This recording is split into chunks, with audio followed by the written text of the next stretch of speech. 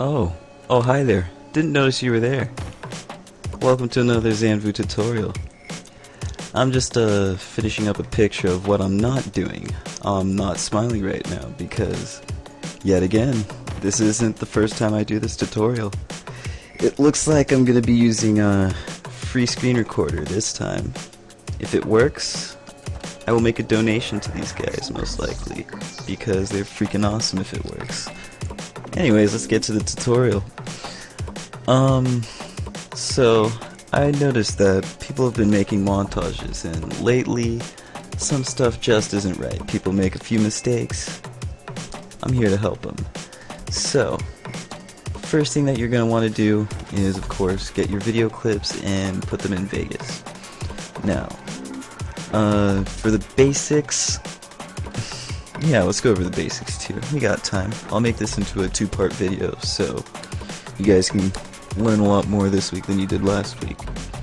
So, to make an intro for your video, what you want to do is right-click on the first track, or whichever track you have open, and click Insert Video Media. Write whatever you want for your intro. I'll just say Montage xanVu Good, because it's one of the most attractive titles I've ever made. And after that, the thing you want to avoid are these black gaps. An easy way to make sure that you don't have any gaps is to, first of all, have all of your videos clumped together when you place them in, and after you cut them, which I'm hoping you know how to do if you're using Vegas. If not, leave a message on the video and I'll show you guys how to do that too. You can select a whole group of these clips by holding shift after clicking the first one and clicking the last one. You select the whole row, you can just slide them all at once real fast. So let me just resize this, move this a bit. I really don't care if it goes over. And there you go. Now, these black bars, you really want to avoid having black bars on your videos because it just doesn't look good. And how you get rid of them is by right-clicking on the video, clicking Properties, and unchecking Maintain Aspect Ratio. And you'll have to manually do it for each one of the clips. So after you finish doing this, it's best to go over and watch the video again to see if you missed one. So here we're going. Yes, it's a sneak peek. Oh my gosh, he headshotted him. Let me guess. Oh, it's another headshot. Here it comes up. Oh.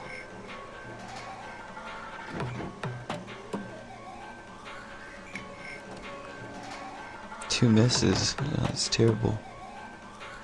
Oh! Did you see that? I've missed this one. That could have ruined the montage. You want to go over and check it, guys. You don't want to ruin your montage. Nobody wants to ruin a montage. Anyways, after doing that, that's pretty much it for making sure that your video looks right. Another thing you can do, add transitions. We'll go over that later, but for now I'll just teach you how to fade out and fade in. Just click on this little blue triangle, drag, there you go, faded. Let me check time. Not registering, okay. So, for colors, let's begin that. Or actually, let's do video effects before we get to colors and the extra stuff. So, if you click on this little thing here that looks like Pokemon, you go up over here and you see a whole bunch of stuff and you're just like, what is this? Truth is, you don't really need to care about what all this is. All you need to know about are Sony color curves and Sony glow. So, let's start it off by adding both of these. You click on it and then click add, click on it, click add. Okay! You got your color curves and your glow. So, for the color curves, what this does, let's make sure that we're on the video. Okay, there we go. Make sure that you have the little thing, the line timer thing, over the video, which you have the effects on when you're doing this, so that you actually know what's happening. If you don't have it on there, you won't think you're doing anything, freak out, and end up with something that looks like it's straight out of, like, I don't even know, My Little Pony, because the colors are so off. Anyways, what you can do here is drag this little square up like this to add brightness, or drag it down to make it darker. Same thing goes for this side, except it's on the lower toning colors. So I'm gonna go over here, make a fancy little curve. That's good enough. Matches Snow Valley pretty well. But let's say I want to add a little more blue to get that icy feel to it. You go over here, you click blue, and that selects only the blue channel. Add a little bit here, a little bit there. Let's say we want to add a little red too.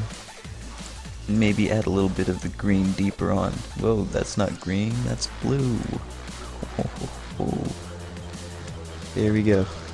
Looks a little better, you can tell a slight difference, but that slight difference might be the difference between a good montage and a bad montage from the picky people. Yeah. So, now that we have our color curves done, let's go to our glow. Now with glow, people normally they add a glow percent, intensity, some suppression, you know, just go really weird with it. Doesn't look too good, does it? No. This is how I add glow.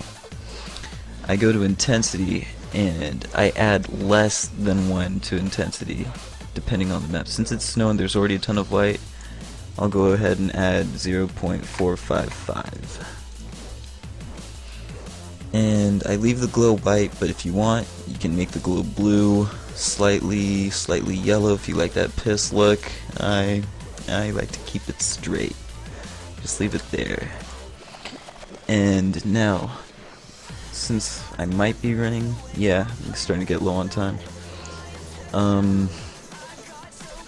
So, instead of having to do this to every single one of the video clips, what you can do is click on color curves, or whichever one's first, and type in a name. 2D1, and save it. And for glow, 2D1, and save it. Just make sure that you don't have the same name in the same effect. Like, I couldn't name another curve 2D1 because that would overwrite the old one. But the glow, the curve saves are different, so it doesn't matter. And how you apply them to all of them is, first you go on the side here, you find the glow, you drag it and drop it into the next one you want to add it to. And you just do that for all the clips, a lot faster than what you would have had to do if you added them individually. Saves a ton of time. I mean, before, on my first videos that I did, even though I didn't really use Vegas, I used After Effects. The first Vegas videos I didn't know about this. It took a while, found this out, loved myself. So that's it for this part. I'll be uploading the second part shortly after, so you guys can figure out the extra stuff.